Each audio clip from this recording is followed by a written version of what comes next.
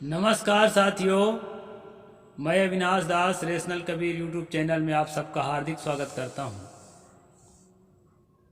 मित्रों, यदि इस यूट्यूब चैनल को सब्सक्राइब नहीं किए हैं तो सब्सक्राइब जरूर करें। शेयर करके अपने सभी मित्रों तक सभी ग्रुपों में पहुंचाएं। बेल आइकन को प्रेस करें, ऑल नोटिफिकेशन ऑन रखें ताकि हर नया अपडेट आप तक पहुंच सके। लाइक और कमेंट जरूर करें दोस्तों। जैसा कि आपको मालूम है कि इस चैनल का उद्देश्य किसी भी जाति, धर्म, संप्रदाय या व्यक्ति विशेष का आहत पहुंचाने का नहीं है।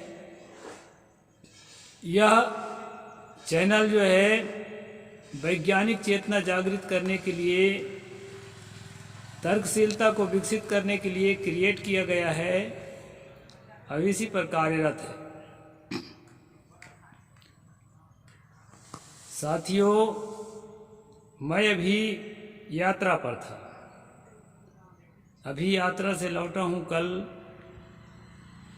मनुस्मृति का जो स्ट्रीम है रुका हुआ है, तो उसको मैं आज से फिर चालू करता हूँ। अभी पिछले दिनों में हम 8वां अध्याय के 371 नंबर श्लोक तक पहुँचे थे। उससे आगे आज चलते हैं दोस्तों। क्या कहते हैं मनु जी? पिछले बार हम ये देखे थे कि जो अगर पत्नी अहंकार में पड़ करके, अपने माता पिता के धन के अहंकार में, अपने रूप सौंदर्य के अहंकार में पड़ करके यदि अहंकार पूर्वक बात करे तो उसे कुत्तों से नोचवा करके मार डाला जाए। ये 371 नंबर 8वां अध्याय मनुस्मृति में कानून दिया है। अब इसके आगे दोस्तों हम चलते हैं और समझते हैं कि जो राम राज्य है, जो हिंदू राष्ट्र है, उसके संविधान में इसके आगे और कौन सा आर्टिकल है। 8वां अध्याय मनुस्मृति श्लोक नंबर 372। पुमांसं दाहयेत् पापं शयने तप्त आयसे अभ्यादध्यपुश्च काष्ठानि तत्र दह्येत पापकृता। पापी पर स्त्रीगामी पुरुष को राजा तपाए हुए लोहे की सैया पर सुलाकर ऊपर से लकड़ी रखवा दे, जिससे वह पाप करता जल करके खाक हो जाए। यहाँ पर व्यभिचार के लिए सजा बताया है दोस्तों। व्यभिचारियों को इसे सजा होना ही चाहिए, लेकिन कई व्यभिचारी ऐसे होते हैं, झूठे भी फंस जाते हैं। 376 का धारा लगा दिया जाता है और वो ऐसा कुछ किया भी नहीं रहता है। तो जांच होना जरूरी है। शिकायत होते ही तुरंत सजा देना संवैधानिक नहीं है, लेकिन मनु के संविधान में ऐसा ही चलता है दोस्तों। आगे और चलते हैं। क्या कहते हैं मनु? संवत्सराभिसातस्तस्य दुष्टस्य द्विगुणो दमः भ्रात्यया सह संवासे चांडाल्या तावदेवतु। ये श्लोक नंबर 373 है मनुस्मृति अध्याय 8। पर स्त्री गमन से दूषित पुरुष दंडित होने पर यदि 1 वर्ष फिर वैसा अपराध करे तो उसे पहले से दूना दंड करना चाहिए। अब ये लेखक अभी पिछले श्लोक में लिखा है कि अगर पर स्त्री गमन करता है कोई पुरुष तो उसको जो है गरम लोहे के ऊपर सुला के ऊपर से लकड़ी लगाकर आग लगा दे ताकि वो जलकर खाक हो जाए। अब यहाँ लिखता है लेखक कि अगर दूसरे बार वह इसी तरह से करता है 1 साल बाद, 6 महीने बाद नहीं, तो उसके दूना दंड देना चाहिए। अब वो जलकर खाक ही हो गया है तो अपराध क्या करेगा? मिट्टी में मिल गया तो। लेकिन लेखक अभी 10 मिनट में भूल गया कि मैं पिछले श्लोक में क्या लिखा हूँ। दुष्ट स्त्री और चंडालनी के पास जाने वाले के लिए भी राजा उसी दंड की व्यवस्था करे। यहाँ पर चंडालनी जो है दोस्तों, छत्तीसगढ़ में वैसे चंडाल चंडालनी कहते हैं दुष्ट स्वभाव के और क्रोधी स्वभाव के मनुष्य को। लेकिन जहाँ मनुस्मृति में चंडाल और चंडालनी शब्द आता है तो वाल्मीकि जाति के लिए जातिवाचक शब्द है, ऐसा जो है इसमें देखा गया है। तो यहाँ पर जो है चंडालनी स्त्री के पास जाने पर भी राजा उसकी दंड की व्यवस्था करे। अगर कोई चंडालनी स्त्री के पास भी जाता है, उसके साथ व्यभिचार करता है, बलात्कार करता है, तो उसको जो है काठ में लोहे में गर्म करके और ऊपर से लकड़ी लगाकर आग से जलाने की सजा जो बताया गया है वही सजा देना है। और 1 साल बाद दोबारा अपराध करे तो दूना दंड देना। ये मेरी बात समझ में नहीं आती कि अगर वो मर ही गया है, जल के खाक हो गए, तो दोबारा क्या करेगा वो? अब ये मनु से ही पूछना पड़ेगा। आगे कहते हैं शूद्रो गुप्तम गुप्तम वा द्वैजातम वर्णमासनम अगुप्तम असंग सर्वा स्वैर्गुप्तम सर्वेण हीयते।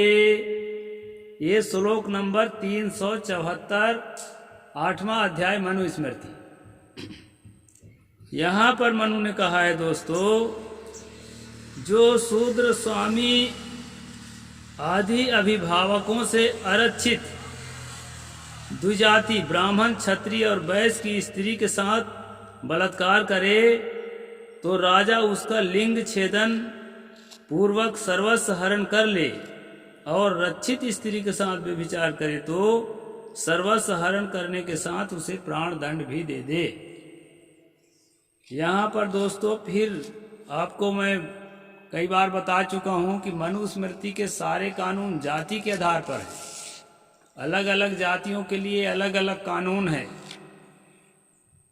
ब्राह्मण को हर आर्टिकल में बचाने का प्रयास किया गया है, और जो एससी के आदमी है, एसटी के आदमी है, या पिछड़ा वर्ग ओबीसी के आदमी है, तेली कलार कुम्हार कुर्मी जाट मराठा गुर्जर पटेल, ये जो शूद्र वर्ग के लोग हैं इनके लिए अलग कानून है, और एससी एसटी के जो अति शूद्र हैं उनके लिए अलग कानून है। तो यहाँ पर दोस्तों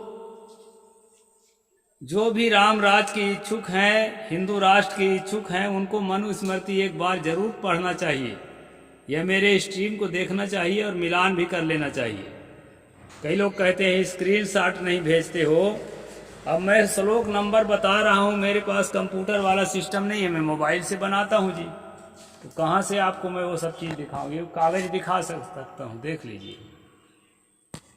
तो इस प्रकार से जो है, जो शूद्र है, जो ओबीसी वर्ग का आदमी है, यदि ब्राह्मण के, क्षत्रिय के या बनिया के स्त्री को बलात्कार करता है, उसके लिए मनु ने सजा लिखा है कि उसका लिंग काट दिया जाए, यानी उसका जो है पेनिस गुप्तांग को काट दिया जाए, ताकि जीवन में दोबारा वो अपने भी स्त्री के साथ संगम ना कर सके। और दूसरा सजा ये बताया है दोस्तों, उसका सर्वस्व हरण कर ले, घर द्वार पैसा कौड़ी जो भी हो वो सब जब्त कर ले, और जब्त करने के बाद जो है उसको देश से निकाल दे। ये पहली सजा है। ये आरक्षित के लिए है, आरक्षित नहीं। आरक्षित का मतलब है जिसकी कोई सुरक्षा करने वाला ना हो, यानी कोई विधवा है या परित्यक्ता है या लावारिस स्त्री है, उसके साथ अगर ब्राह्मण क्षत्रिय वैश्य जाति की स्त्री है, उसके साथ अगर कोई ओबीसी का शूद्र का आदमी या अति शूद्र का अछूत का आदमी बलात्कार करता है, तो उसको जो है पर्सनल पार्ट को काट दिया जाए और उसको जो है सर्वस्व हरण करके भगा दिया जाए। ये उसके लिए सजा है दोस्तों। और यदि रक्षित स्त्री के साथ करता है तो उसका सर्वस्व हरण करने के बाद उसे प्राण दंड दे दे। देश निकाला से काम नहीं चलेगा। यानी लावारिस स्त्री है कोई ब्राह्मण के, बनिया के या क्षत्रिय के, उसके साथ भी विचार करता है तो उसके पर्सनल पार्ट को काट करके उसके सर्वस्व हरण कर लें। और अगर रक्षित है यानी उसका कोई है आगे पीछे, बेटा है और पति है या मायके पक्ष का कोई है उसका संरक्षण देने वाला, ऐसी स्त्री के साथ अगर करता है तो उसको प्राण दंड देना चाहिए। यहाँ एक बात और बता देता हूँ दोस्तों, राम राज के अभिलाषियों को, हिंदू राष्ट्र के अभिलाषियों को, कि जो जितना संपन्न आदमी है, जितना सक्षम आदमी है, उसके लिए उतना ही कानून में राहत दी गई है। कोई कारपोरेट घराने का है या कोई नेता है बड़ा, उसके लिए राहत पहुंचाने की बात है। लेकिन जो जितना ज़्यादा गरीब है और जितना ज़्यादा बेसहारा है, उसके लिए कानून उतना ही ज़्यादा जो है सख्त है, और उसके खिलाफ कानून उतना ही सख्त है, और उसके जो पक्ष में है वो कानून ढीला है। अब यहाँ जो लावारिस स्त्री है, ब्राह्मण क्षत्रिय या वैश्य के घर की, उसके साथ में विचार करने वाले को थोड़ा हल्का सजा दिया है। और जिसके आगे पीछे हैं मम्मी पापा जो भी है, भाई है, बिरादर है, उसके लिए कहा है उसका सर्वस्व हरण करने के लिए उसको प्राणदंड भी दे दे। तो जो भी मनुवादी विचारधारा का आदमी बैठा होगा, जज बनके, वकील बनके या मंत्री नेता बनके, प्रधानमंत्री बनके, उसके जो कानूनी प्रक्रिया है इसी कानून को फॉलो करने का प्रयास करेगा वो। क्योंकि संविधान में जो है सो है। आम आदमी संविधान का ज्ञान नहीं रखता है। हम लोग पढ़ते हैं तो थोड़ा किस आर्टिकल का क्या भेद है कुछ तो जानते हैं, लॉयर नहीं है तो भी। लेकिन हमारे देश की जो आम जनता है ना, मुझे तो लगता है कम से कम 90 से 95% जनता है जो संविधान का ऊपर से कवर देखा होगा, लगता है अंदर खोल के नहीं देखा होगा। तो उनको जो है समझ में नहीं आता कि भारत का कानून क्या है, और वो जो है सोचते होंगे कि अभी जो वर्तमान में कानून है इससे कुछ बेहतर होगा, हिंदू राष्ट्र का कानून, राम राज का कानून। इसलिए लालायित हैं। और इसीलिए मैं पढ़ करके सुनाता हूँ कि मनु स्मृति को पढ़ करके अब समझ लो कि राम के पूर्वज जो कहा गया है, इक्ष्वाकु मनु के वंशज है राम, और मनु के द्वारा बनाए हुए विधान पर राम जो है शासन करता था, ऐसा जो है कहानी है। स्वयंभू मनु से इक्ष्वाकु मनु पैदा होता है, और इक्ष्वाकु मनु से फिर राम के वंश चलता है पूर्वज के। इस प्रकार वाल्मीकि रामायण की कहानी है। दोस्तों,